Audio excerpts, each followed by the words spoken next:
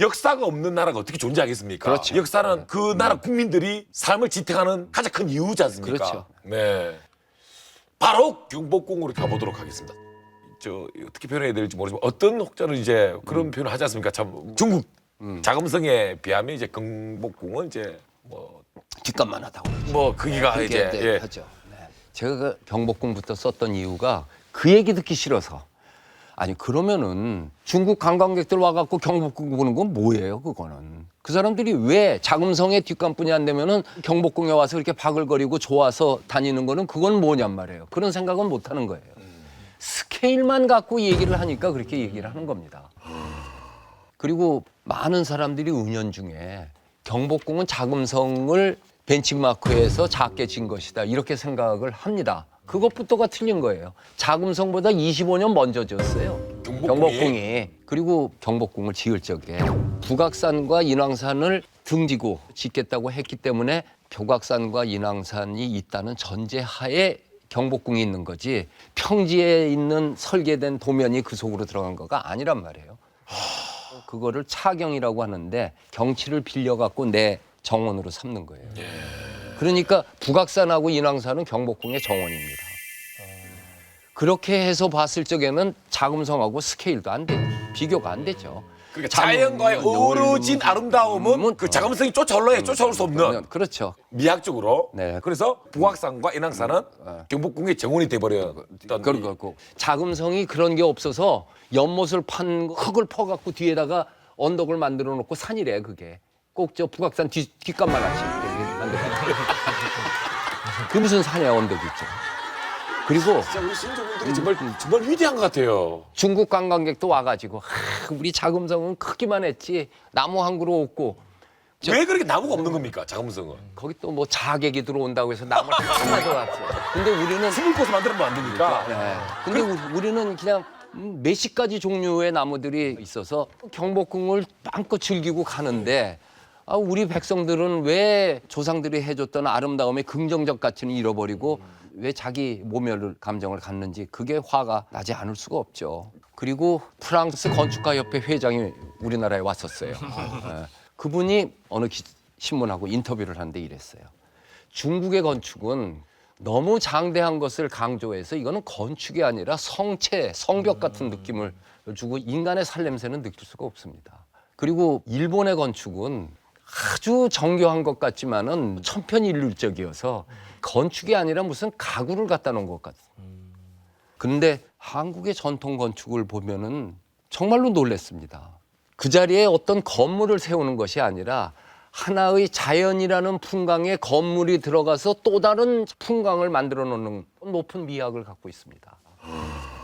그러니까 손을 댄 게 틀림없는데 손을 안 댄 것 같이 해놓는 그런 중요한 특성이 있어서 그 자연과 같이 어울린다는 그런 이야기를 하는 겁니다.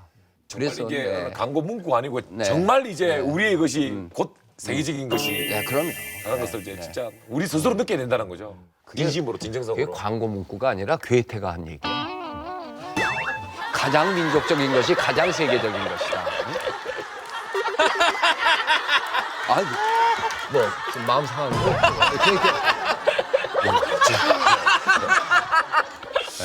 광고에서 분명 봤는데 한번 들은 적 없습니까? 거의 다 명언은 광고에서 본 것 같아.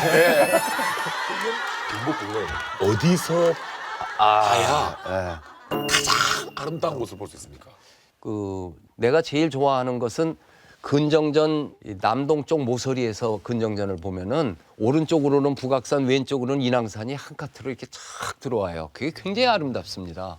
그리고 근정전 아래에 박석이라고 하는 울퉁불퉁한 그 돌들이 쫙 깔려 있잖아요. 그 박석이라고 하는 것이 이 잿빛이고 회색으로 된 돌이 약간 울퉁불퉁하기 때문에 햇빛이 난반사가 돼서 선글라스 없어도 거기는 얼마든지 있어요.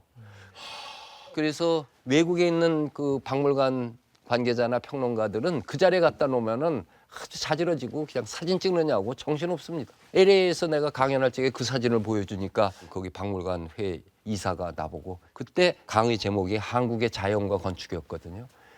그거 사진 주제에 맞춰서 만든 합성 사진 아니니? 상상이 안 가는 거예요. 한국에 와보지 않은 사람은.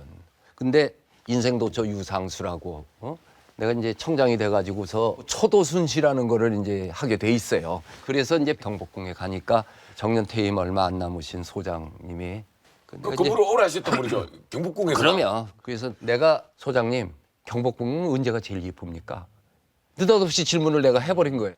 근데 이분이 0.1초도 쉬지 않고 그냥 탁 나오는 거가 청장님 비 올 때 경복궁을 한번 근정전해 오시죠. 왜 비 올 때 와야 되냐. 어느 날 갑자기 폭우가 올 적이면은 빗물이 여러 갈래로 그 고를 찾아갖고 배수로 빠져가는 그 물줄기들이 쭉 가는 행렬이 그렇게 아름다울 수 없습니다. 근지 앞에 마당. 마당에 예. 근정전 앞에 있는 그 마당이 이 수평이 아니에요. 북악산 쪽으로 이렇게 약간 올라가서 여기하고 여기가 70cm 차이가 납니다. 높이가. 그렇기 때문에 이 면적이 다 들어옵니다. 그죠? 끝까지. 요 다음에 경복궁 가시면 꼭 한번 보십시오. 이게 천기누설이 아니고 이게 천기누설이었어요. 거기에서 몇십 년 동안 근무하셨던 소장님께서 네. 긍정지 앞에 네. 마당이 네. 가장 마당도 비 오는 날. 비 오는 날 동남쪽 모서리에서 바라봤습니다. 저 같은 경우도 진짜 그 부석사를 한번 가본 적이 너무나도 그래서 생생하게 유명하죠. 그냥 네. 그 무량수전 올라가는데 1000년 전에 이미 착시 현상을 줘서 네. 그게 네. 길이가 똑같잖아요. 네. 올라가는 네. 계단이 네. 폭은 똑같은데 하늘 올라가듯이 네. 이 좁아 보이잖아요. 이게. 네. 근데 실제 재보면 다 똑같은 똑같은 거리거든요. 거죠. 그 앞에서 그냥 막 자긍심이 있잖아요. 막 힘이 막 나고 에너지가 나더라고요. 유럽의 유명한 광장이 세 개가 꼽는데 하나는 베네치아에 있는 상마르코 광장. 그 건물로 싹 감싸는 것이 얼마나 아늑한지 몰라요. 그다음에 시에나라고 하는 곳에 가면은 시청각 광장이 이렇게 비탈이 져 있는데 여기서는 그 안장 없는 말 경주대회를 열어요. 근데 광장이 이렇게 비탈이 되니까 어느 면에서 봐도 이 말 달리는 걸 다 구경할 수가 있어요. 광장의 기능을 가장 잘 살린 걸로 꼽습니다. 그리고 세 번째가 로마에 있는 미켈란젤로가 설계한 깜파델리오 광장이라고 해서 마르크스 아우렐리우스의 기마상이 있는 광장이 있어요. 언덕 위에. 이 비탈을 쭉 올라가는데 일직선으로 쫙 뻗어 있어요. 근데 뒤를 돌아서 내려다 보면은 쫙 하고 반대로 급격하게 아래가 좁아져요. 착시 현상. 부석사하고 반대죠. 미켈란젤로가 그때 부석사 와서 보고 벤치마크 하는데 거꾸로 한 거 아닌가. 이야. 근데 부석사가 아마 나는 그래요. 세계에서 가장 넓은 정원을 갖고 있는 절이라고. 그렇잖아요. 그냥 첩첩이 쫙 나가죠. 국보 영모라고 할 정도로 경치가 이제. 진짜 그 모래성 가보셨어요? 못 가봤습니다. 엄청납니다 규모가 막. 진짜 엄청 천년 정도 됐는데 엄청나는데요. 못을 하나도 안 박았잖아요. 모tor 안 박으면 어떻게 한옥은 못을 안 박아요. 이게 둘을 연결을 할 적에 못을 박아 놓으면은 충동이 왔을 적에 이렇게 돌 수 있지만은 못을 안 박고 놓으면은 출렁하고 그냥 제자리에 있는 거죠. 그러니까 그 문화수 같은 것만 보더라도 네. 선조분들의 그 건축이 끝이지 않습니까? 그 위대함에. 네.